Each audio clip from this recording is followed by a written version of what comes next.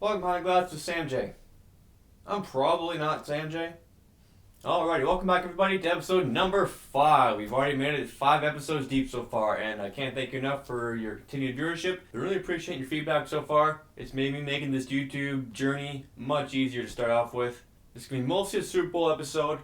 Going to be a bit of the overview of the commercials we saw, how the game actually went, how it stacked up against my predictions before the game, and a few little things, that happened in the game that I noticed. Alright, just straight out the bat, honestly, for those who didn't watch the Super Bowl, it was a really good game. It was a really enjoyable game, and it almost pretty much stacked up to expectations, I'm not going to lie. And also my score prediction, almost had it. I predicted 34-28, but the final score was actually 31-20.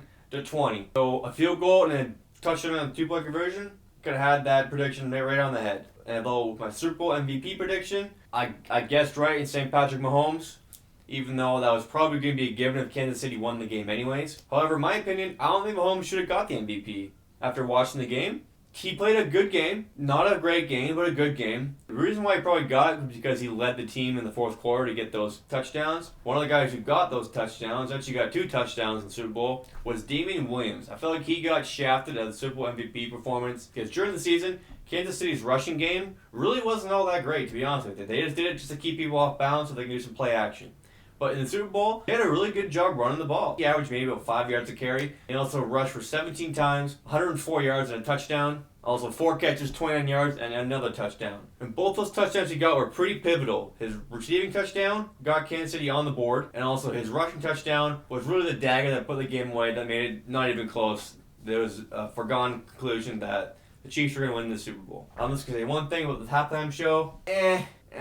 It's hard to, yes, they're really talented dancers. Yes, I'm all for women empowerment. Where's Pitbull? Come on, guys. We needed Pitbull in there. Mr. 305 would have been there. Mr. Worldwide would have been there. Lost opportunity. Just one last kind of gloss over of the commercials here. I thought they were done really well. There's a couple commercials that really stood out. The Charlie Day Tide commercials that were kind of continuing on throughout the whole game. I thought they were really well done. It was nice to see that commercials kind of being meta and kind of almost breaking the fourth wall and kind of talking to each other through the different commercials. I think they had a crossover with Bud Light halfway through the Super Bowl, something like that. So as I see other brands kind of getting in on the kind of joke and the not making a big oh, we have to buy our product Super Bowl commercial. Let's have some fun. Find the fun ones get more traction and more press and publicity than the ones that are buy our product now. That's just me. Another commercial I found was absolutely hilarious. My roommate Zach and I, we just started dying laughing when we saw this commercial come up. It was for Isaac and Isaac. I think it's a law firm or something, but he called himself the Hammer.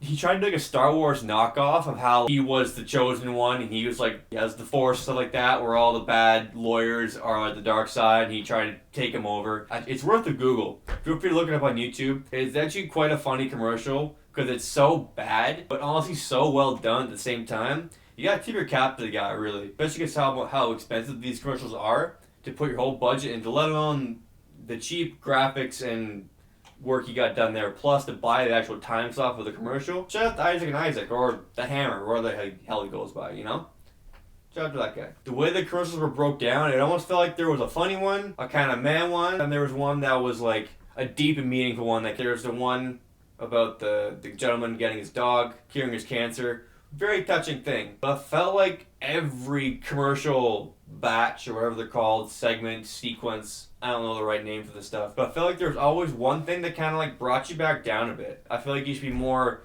engaged rather than being oh shit, I feel like I need to go hug my dog and tell him I love him 3 times. My God.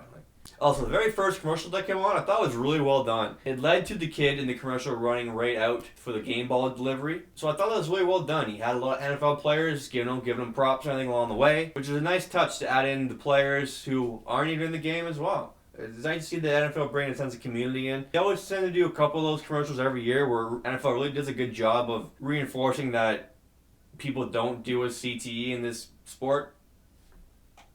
And I just want to bring up one more commercial I saw. It was a Disney Plus commercial. It was for the Marvel series of Loki, WandaVision, and Falcon and Winter Soldier. Now, I'm going to get more in depth with these 3 once I see more trailers come up for these 3 shows. Because I feel like just basing off these little 30-second snippet of 3 of them all put together, it wouldn't be enough to do a full in-depth review on. Once I watch the trailers, I'm going to do a video for you guys to do some more comic booky stuff, because I know I said I was going to do comic booky stuff at the start of this channel. It's mostly been sports at the moment. That's because what's been kind of trending at the moment. But give me some time, guys. I'm going to do some more Marvel stuff, so please hold your horses. That's going to wrap it up for me today, guys. Although I'm making it a little more shorter because I want to start doing different ideas or different topics on different video segments entirely. This one will mostly be called Behind the Glasses. Will be kind of general stuff, a little bit glossing over some things, a little bit of this, a little bit of that. I don't have the right name for it right now, but I'm going to do like a basketball talk, or ball talk, or NBA chat, or I'll find some name to use. I'm going to do the same thing with football and baseball, and just want to do the Marvel stuff as well, and comic booky stuff. I want to start separating things out so you guys can find them easier. Now, I was going to do timestamps, but I feel like timestamps is just, I know it might be the easier way to do it, but in the long run, I feel like making more videos and chopping it up more is better for my personal development and for your guys' viewing pleasure as well. So I'm going to go that route instead of doing timestamps. But if you guys want to put timestamps in the videos, feel free. I'm not going to take them down. I'd actually encourage them. It means you're watching, which I would really much appreciate. That's all for me today, folks. I'm done rambling now. I'm going to try to crank out one more video before I have to go to my grandpa's for dinner. So we're going to see how this goes. Until next time, guys, I'll see you later.